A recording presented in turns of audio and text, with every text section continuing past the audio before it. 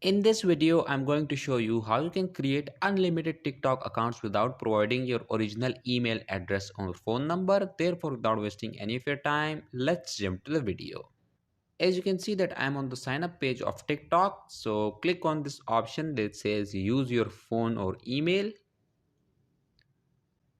Now it's asking for email address. So in order to get a fake email address, you need to open your internet browser.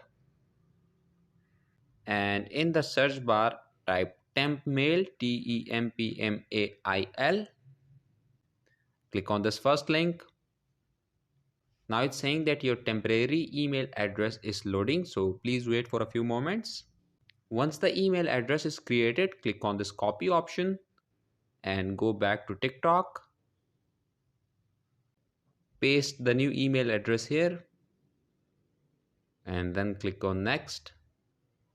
Create a password for your TikTok account.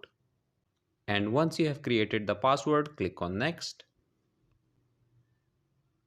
Enter your date of birth. Click on next. Now enter your TikTok account username. Click on sign up. And that's it. Your TikTok account is now created without your original email address and phone number. So that was it for this video, and I'll see you guys in the next one. Peace out.